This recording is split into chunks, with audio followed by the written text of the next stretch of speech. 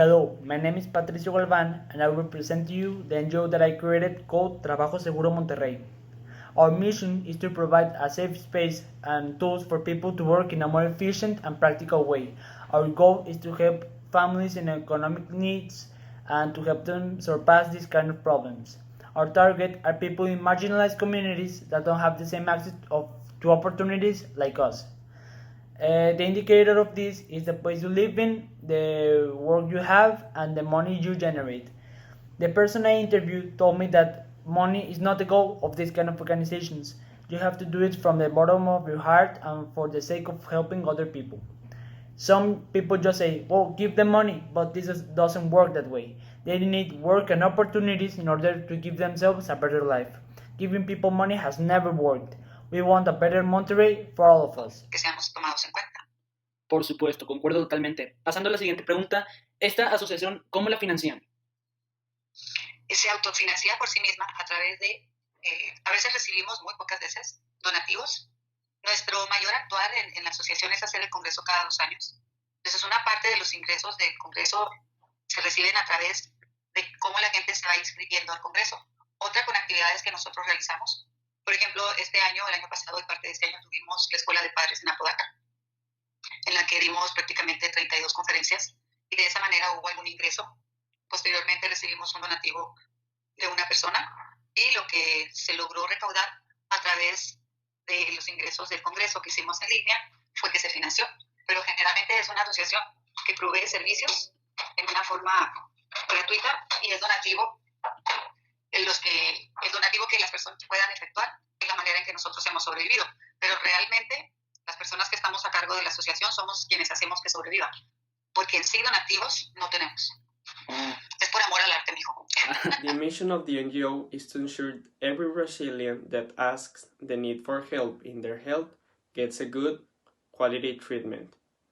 The goal is to satisfy well-being and sustainability in the life of the people that is looking out for their health.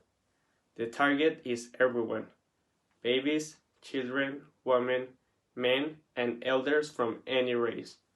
The NGO will work in reducing mortality rate by -5%, which is now by 6,588 deaths per 1,000 inhabitants in Brazil.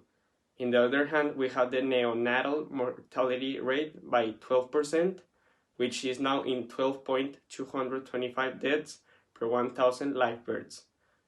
Combat and, if possible, eradicate common diseases in Brazil, like AIDS, tuberculosis, malaria, hepatitis, waterborne disease, and many other. Bueno, primero que nada, para poder tener una buena salud, pues tiene que tener acceso y oportunidades a tener cubiertas estas áreas, ¿no? Tiene que tener la oportunidad a recibir servicios de salud, de atención médica. Debe tener la oportunidad a acceder a una educación de calidad, donde se promueva pues su salud emocional, su autoestima, su parte social, su inclusión. Entonces, si a mí me preguntas qué necesitan tener oportunidades, necesitan que el sistema haga las adecuaciones para que todos estos áreas estén al alcance de ellos y que ellos puedan pues ejercer sus derechos como cualquier persona. Good morning, my name is Diego Juarez and today I will explain the main goal of the NGO I created. Okay, so the NGO that I created is dedicated for Panama. So in there are a lot of people who don't know English. They have a hard trouble speaking English.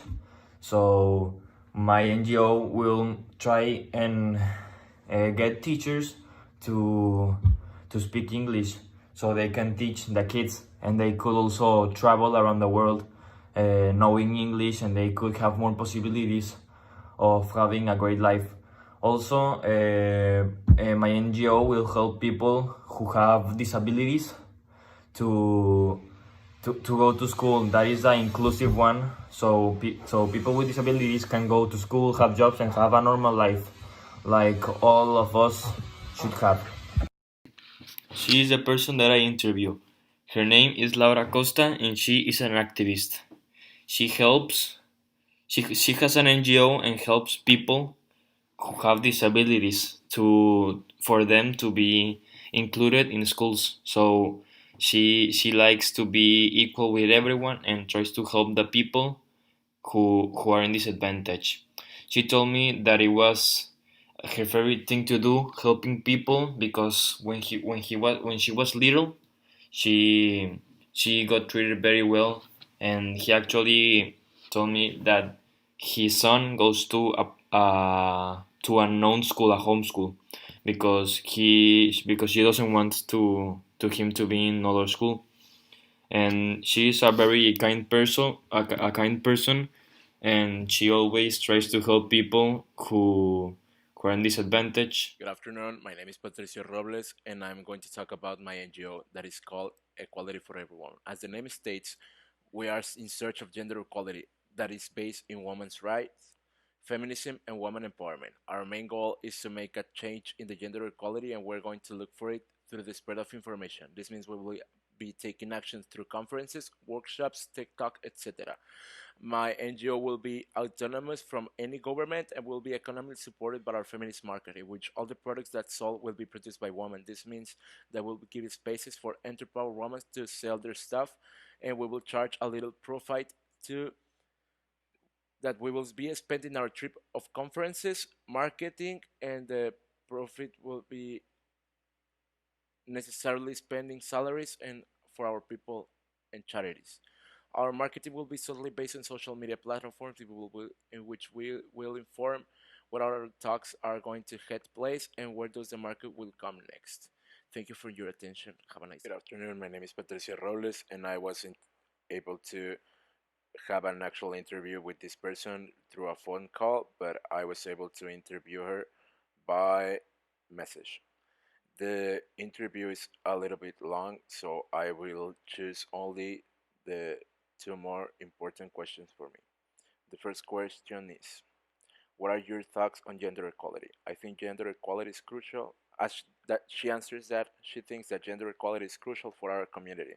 We should keep fighting for equality between genders. No one deserves more and based on their gender, and we need to have the same opportunities as individuals.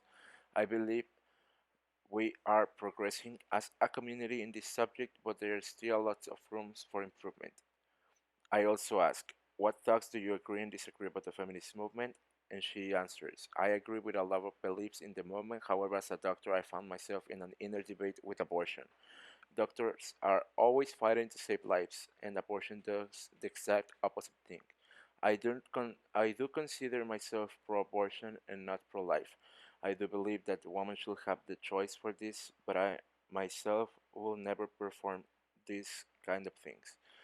And the final question is, do you think that your gender has ever affected on your career? And she answered, since school I have always felt like some men have a lack of respect for women as they see us less. I myself do believe that my gender has pulled me down sometimes, but I could keep going to be where I am today. Every single kid needs to know the importance of water. That's the main goal of our NGO. Our NGO is planning to work on Venezuela. Well, I have two interviews today. One of my aunt that works in an NGO called Pastoral Verde de la Arquidiócesis de Monterrey Programa Haz Verde Tu Comunidad. And another one from a woman that lived almost all her life on Venezuela. Well, some of the facts and data our NGO is justified is that on Venezuela, almost 30% of all the country has access to drinkable water, and the other 70% don't. Also, for the past 15 years, the rate of deaths in Venezuela for diarrhea has risen a lot. 3. Si no hacemos un cambio, ¿qué es lo que puede llegar a pasar? Híjole, si no hacemos un cambio, de inicio te voy a decir que tu generación sabrá lo que es vivir con recortes de agua, porque hace muchos años nos recortaban el agua. Entonces nos teníamos que bañar bien tempranito, ¿verdad? Porque si te esperabas un poco más, pues te quedabas sin bañarte. Por eso es que antes muchas casas tenían tinacos. Pero bueno, si no hacemos un cambio, realmente un cambio todos, podemos empezar a tener luchas y guerras por el recurso. Y yo creo que ya lo estamos viendo.